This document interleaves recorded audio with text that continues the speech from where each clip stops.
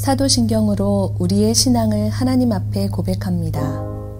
전능하사 천지를 만드신 하나님 아버지를 내가 믿사오며 그 외아들 우리 주 예수 그리스도를 믿사오니 이는 성령으로 잉태하사 동정녀 마리아에게 나시고 본디오 빌라도에게 고난을 받으사 십자가에 못 박혀 죽으시고 장사한 지 사흘 만에 죽은 자 가운데서 다시 살아나시며 하늘에 오르사 전능하신 하나님 우편에 앉아 계시다가 저리로서 산 자와 죽은 자를 심판하러 오시리라.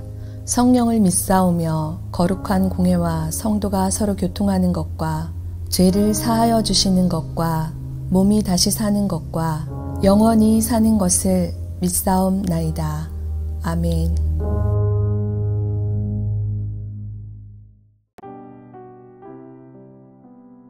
오늘의 말씀 레위기 20장 1절에서 16절 말씀입니다. 여호와께서 모세에게 말씀하여 이르시되 너는 이스라엘 자손에게 또 이르라. 그가 이스라엘 자손이든지 이스라엘에 거류하는 거류민이든지 그의 자식을 몰렉에게 주면 반드시 죽이되 그 지방 사람이 돌로 칠 것이요 나도 그 사람에게 진노하여 그를 그의 백성 중에서 끊으리니 이는 그가 그의 자식을 몰렉에게 주어서 내 성소를 더럽히고 내 성호를 욕되게 하였습니다. 그가 그의 자식을 몰렉에게 주는 것을 그 지방 사람이 못 본 채 하고 그를 죽이지 아니하면 내가 그 사람과 그의 권속에게 진노하여 그와 그를 본받아 몰렉을 음란하게 섬기는 모든 사람을 그들의 백성 중에서 끊으리라. 접신한 자와 박수무당을 음란하게 따르는 자에게는 내가 진노하여 그를 그의 백성 중에서 끊으리니 너희는 스스로 깨끗하게 하여 거룩할지어다. 나는 너희의 하나님 여호와이니라. 너희는 내 규례를 지켜 행하라. 나는 너희를 거룩하게 하는 여호와이니라. 만일 누구든지 자기의 아버지나 어머니를 저주하는 자는 반드시 죽일지니 그가 자기의 아버지나 어머니를 저주하였음즉 그의 피가 자기에게로 돌아가니라. 누구든지 남의 아내와 간음하는 자 곧 그의 이웃의 아내와 간음하는 자는 그 간부와 음부를 반드시 죽일지니라. 누구든지 그의 아버지의 아내와 동침하는 자는 그의 아버지의 하체를 범하였음즉 둘 다 반드시 죽일지니 그들의 피가 자기들에게로 돌아가리라. 누구든지 그의 며느리와 동침하거든 둘 다 반드시 죽일지니 그들이 가증한 일을 행하였으니라. 그들의 피가 자기들에게로 돌아가리라. 누구든지 여인과 동침하듯 남자와 동침하면 둘 다 가증한 일을 행함인즉 반드시 죽일지니 자기의 피가 자기에게로 돌아가리라. 누구든지 아내와 자기의 장모를 함께 데리고 살면 악행인즉 그와 그들을 함께 불사를지니 이는 너희 중에 악행이 없게 하려 함이니라. 남자가 짐승과 교합하면 반드시 죽이고 너희는 그 짐승도 죽일 것이며 여자가 짐승에게 가까이 하여 교합하면 너는 여자와 짐승을 죽이되 그들을 반드시 죽일지니 그들의 피가 자기들에게로 돌아가리라. 오늘 우리가 함께 읽은 레위기 20장 말씀은 18장에서 20장까지 이어지는 일반 백성들의 성결 규례 가운데 그 마지막 부분으로서 하나님의 백성이 마땅히 지켜야 할 성결 규례를 범한 자에 대한 처벌 규정을 말씀하고 있습니다.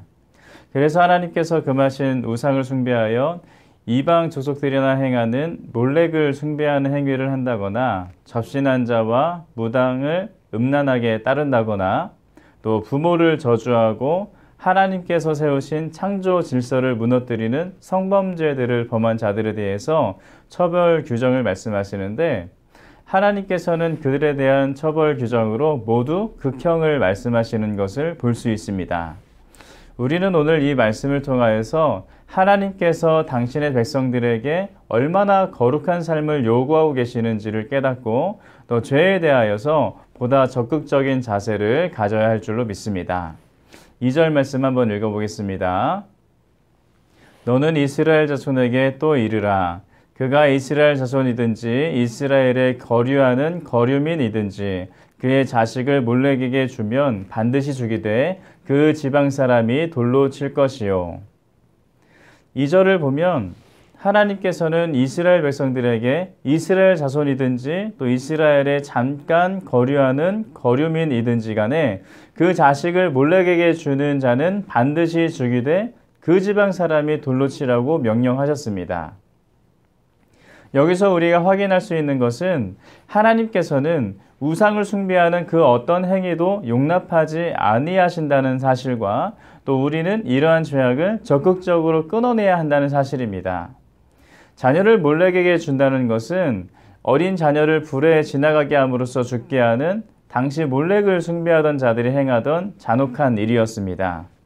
5절을 보면 하나님께서는 이 몰렉 숭배에 대하여서 말씀하시면서 몰렉을 음란하게 섬긴다라고 말씀하셨는데 하나님께서 우상 숭배와 그들의 행실을 따라하는 것을 영적 간음으로 여기셨으며 또한 용납하지 아니하신다는 사실을 알게 해주는 것입니다. 하나님은 이런 일을 행하던 악한 자들을 향하여서 그 지방에 살고 있는 같은 지역의 사람이 돌로 칠 것을 명하셨습니다.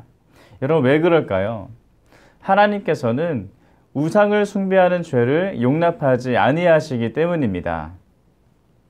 당시 이스라엘 사람들에게 우상을 숭배하는 행위를 한 같은 지역의 사람을 돌로 친다는 것은 쉬운 일이 아니었을 것입니다. 왜 그렇습니까? 당시 이스라엘 사람들의 거주지가 주로 지파에 따라서 또 혈족에 따라서 정해졌기 때문입니다.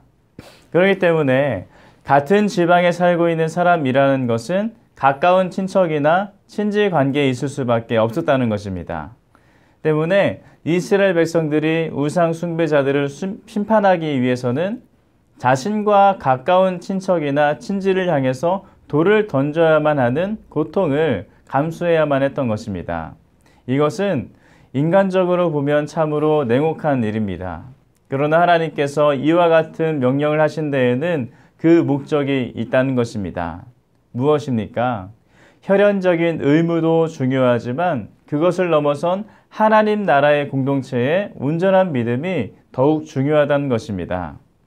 같은 지방에 살고 있는 자가 돌로 치는 것은 자신의 친척과 친지에 대한 사소한 동정심과 정으로 인해 죄를 용납하는 것을 막기 위한 불가피한 조치였습니다.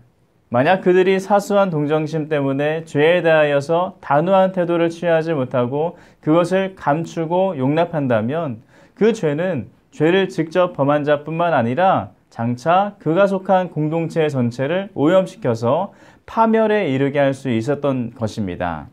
그래서 하나님께서는 이처럼 냉혹해 보이는 방법을 통해서라도 이스라엘 백성들에게 죄가 얼마나 무거운 결과를 초래하는지를 깨닫게 하시고 또 그 어떤 결과로도 이유로도 결코 죄를 용납해서는 안 된다는 사실을 가르치셨던 것입니다. 사랑하는 성도 여러분, 죄는 어떠한 모양으로도 어떤 이유로도 결코 용납되어서는 안 되는 것입니다. 친척이라고 해서 혹은 평소부터 잘 알고 지내던 친구 사이라고 해서 동정심으로 죄를 용납한다면 그것은 단지 그 한 사람뿐만 아니라 그와 관계를 맺고 있는 모든 사람을 멸망에 이르게 할 수 있는 또 다른 범죄가 된다는 것입니다. 오늘 하루 나 자신이나 이웃의 죄에 대하여서 용납하지 말고 철저히 돌아보아서 하나님께 회개하는, 그래서 어떠한 죄의 모양도 다 끊어낼 줄 아는, 그러므로 말미암아 온전한 성도로서 살아갈 수 있는 우리 모두가 되기를 주님의 이름으로 축원합니다. 함께 기도하겠습니다. 할렐루야. 살아계신 하나님, 하나님께서 오늘도 함께 하셔서 감사합니다.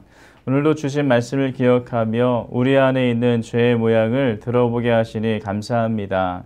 하나님, 우리 안에 있는 모든 죄의 모습들 하나도 남김없이 다 철저하게 끊어낼 수 있도록 인도하시고 그 어떤 죄의 모습이라도 하나도 동정하지 않고 다 끊어냄으로 말미암아 하나님 앞에 온전한 자로서 오늘도 세워짐 받는 우리 다 될 수 있도록 도와주시옵소서. 함께 하실 줄 믿사오며 살아계신 예수님의 이름으로 기도드립니다.